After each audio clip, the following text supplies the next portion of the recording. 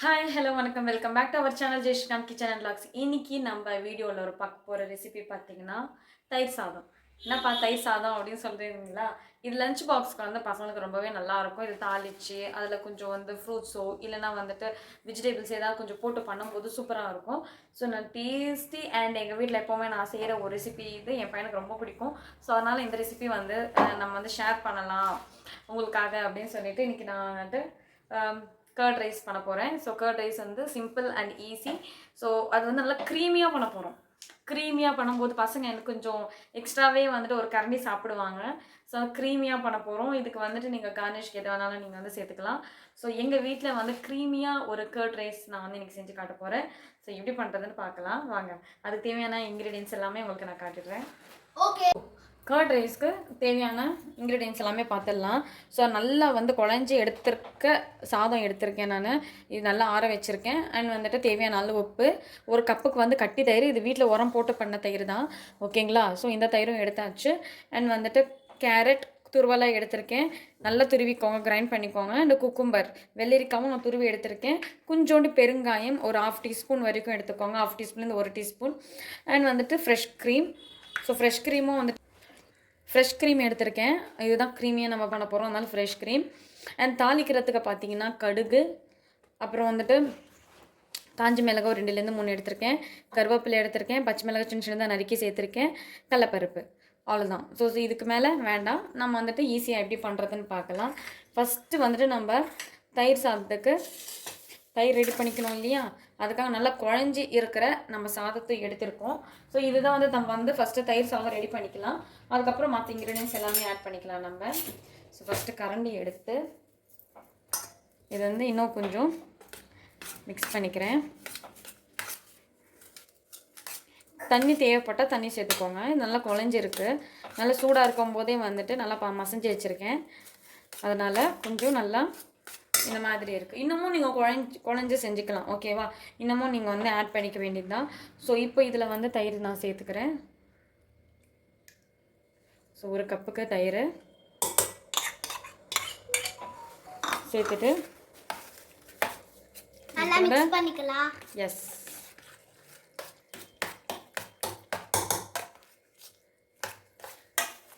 நல்லா மிக்ஸ் பண்ணிக்கலாம் இதை.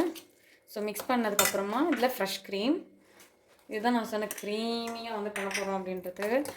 இதுதான் ஃப்ரெஷ். இந்த மாதிரி பண்ணும்போது பசங்க வந்து லஞ்ச் பாக்ஸ்க்கெல்லாம் சூப்பராக இருக்கும். இதுக்கு சைட் டிஷ்ஷுன்னு கேட்டிங்க அப்படின்னா எந்த காய் வேணாலும் நீங்கள் சேர்த்துக்கலாம். உருளைக்கிழங்கு பொரியல் எப்போவுமே நம்ம பண்ணுறது தான். ஸோ உருளைக்கிழங்கு பொரியல் நீங்கள் வந்து ஆட் பண்ணிக்கோங்க. அண்ட் வந்துட்டு ஊறுகாவும் வந்துட்டு நல்ல ஒரு காம்பினேஷன், ஊறுகாவும் அதுவும் நீங்கள் சேர்த்துக்கலாம். ஸோ கேரட், ஸோ கார்னிஷ்காக கொஞ்சம் எடுத்து வச்சுக்கிறேன். கேரட்டும் அதுக்கப்புறம் குக்கும்பர்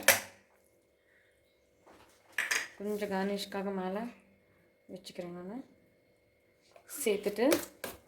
ஸோ லஞ்ச் பாக்ஸ்க்கு இந்த மாதிரி கொடுங்க. அப்போ அதுக்கப்புறம் ஃப்ரூட்ஸ் எதாவது ஆட் பண்ணணும் அப்படின்னா நீங்கள் வந்துட்டு கிரேப்ஸ் வந்து ஆட் பண்ணிக்கலாம், திராட்சை பழமும் ஆட் பண்ணிக்கலாம். திராட்சை பழமும் அதுக்கப்புறம் வந்துட்டு பொமிக்ரேனட்டை நீங்கள் ஆட் பண்ணிக்கலாம், ஓகேங்களா?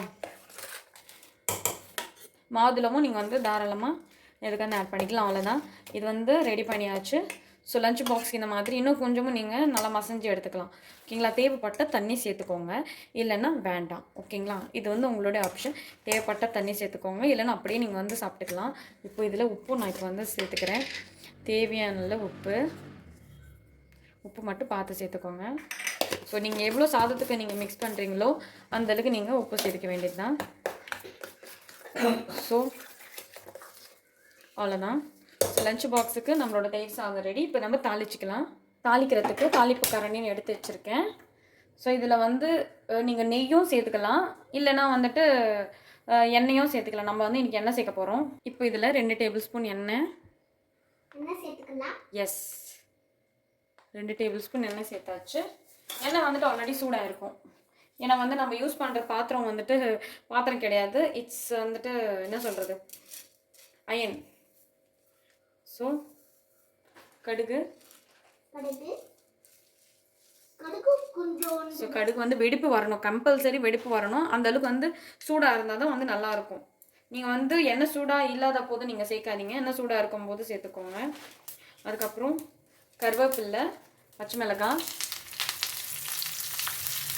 கருவேப்பிலை, பச்சை மிளகாய், காஞ்சி மிளகாய் 2 தான் கிள்ளி போட்டிருக்கேன். அதுக்கப்புறம் வந்துட்டு பெருங்காயம், கடைசியில் கடலைப்பருப்பு. ஸோ கடைசியில் கடலைப்பருப்பு சேர்த்து ஒரு தடவை எல்லாமே மிக்ஸ் பண்ணிக்கலாம். இதை இப்போது எல்லாமே மிக்ஸ் பண்ணிக்கலாம். எஸ், கலர் நல்லா சேஞ்ச் ஆகிருக்கு. கலர் சேஞ்ச் ஆகணும், அப்போ தான் டேஸ்ட்டு வந்து சூப்பராக இருக்கும். ஸோ கலர் சேஞ்ச் ஆகிற வரைக்கும் நம்ம கொஞ்சோண்டு லைட்டாக வறுத்துக்க போகிறேன். அந்த கடலைப்பருப்பு சேர்ந்து நல்லா வந்துட்டு சூப்பராக வரும். ஸோ கடலைப்பருப்போடு சேர்ந்து பாருங்கள். எஸ், நான் ஸ்டவ் ஆஃப் பண்ணிடுறேன். இப்போ நம்ம அந்த தயிர் சாதத்தில் சேர்த்துக்கலாம். ஸோ தயிர் சாதத்தில் நான் சேர்த்துக்கிறேன். எஸ், கொஞ்சம் கார்னிஷ்காக நான் டெக்கரேஷனுக்காக கொஞ்சோண்டு எடுத்து வச்சுருக்கேன். மற்றபடி எல்லாமே சேர்த்துட்டு இப்போ இதை நல்லா, ஏன்னா நான் இந்த அளவுக்கு நான் வந்து கொஞ்சம் இந்த மாதிரி வச்சுருக்கேன் அப்படின்னா இந்த கலர் வர வரைக்கும் நீங்கள் இதோட சேர்ந்து நீங்கள் சாப்பிட்லாம். தயிர் சாதத்தோடு சேர்ந்து நீங்கள் சாப்பிட்டுக்கலாம். அதுக்காக தான் வந்து கொஞ்சம் கலர் வர வரைக்கும் நான் வெயிட் பண்ணேன். அவ்வளோதான், நம்மளோட தயிர் சாதம் ரெடி. ஸோ இதே மாதிரி நீங்கள் வீட்டில் ட்ரை பண்ணுங்கள். ட்ரை பண்ணி எப்படி இருக்குன்னு சொல்லுங்கள். இப்போ நம்ம சர்விங் பண்ணிக்கலாம். வ்ளாக்ஸ்க்கு சப்ஸ்கிரைப் பண்ணுங்கள். இப்போ நம்ம கார்னிஷ் பண்ணிக்கலாம். ஸோ இதில் மாற்றிக்கிறேன், நான் பவுலில் மாற்றிட்டு கார்னிஷ் பண்ணிக்க போகிறேன். எஸ், இப்போ நான் இது கார்னிஷ் ஸோ இதில் சர்வ் பண்ணிக்கலாம். நீங்கள் லஞ்ச் பாக்ஸ்க்கு வந்து பசங்களுக்கு வந்து இதே மாதிரி கொடுத்து அனுப்புங்க, சூப்பராக இருக்கும். ஸோ லஞ்ச் பாக்ஸ் வந்து சட்டுன்னு முடியணும் அப்படின்னா ஜஸ்ட் வந்து சாதம் மட்டும் குழஞ்சி இருந்தால் போதும். மற்றபடி நீங்கள் இதே மாதிரி நீங்கள் வீட்டில் பசங்களுக்கு, ஆமாம், பசங்களுக்கு வந்து கொடுத்துக்கலாம். என் வினைக்கு வந்து ரொம்ப பிடிக்கும் இது. ஸோ நீங்களே இதே மாதிரி ட்ரை பண்ணுங்கள், ஓகேங்களா? ஸோ கார்னிஷ்காக நான் சொன்ன மாதிரி டெக்கரேட்டிவ்க்கு கொஞ்சோண்டு மேலே. அவ்வளோதான், முடிஞ்சிச்சு, நம்மளுடைய தயிர் சாதம் ரெடி. கொஞ்சோண்டு கார்னிஷ்காக நான் இந்த மாதிரி டெக்கரேட் பண்ணிகிட்ருக்கேன். நல்லா இருக்கும். எஸ், நீங்களும் வீட்டில் இதே மாதிரி ட்ரை பண்ணுங்க. எப்படி இருக்கு சொல்லுங்க. மறக்காம ஜெஸ்கன் கிச்சன்ஸ் வ்ளாக்ஸ்க்கு சப்ஸ்கிரைப் பண்ணுங்க, லைக் பண்ணுங்க, ஷேர் பண்ணுங்க. Thank you for this video. Yes, thank you for watching this video and மறக்காம சப்ஸ்கிரைப் பண்ணிடுங்க. எப்படி இருக்குன்னு சொல்லுங்க. நம்மளுடைய சிம்பிள் அண்ட் ஈஸி தயிர் சாதம் ரெடி. அவ்வளோ கூடவா?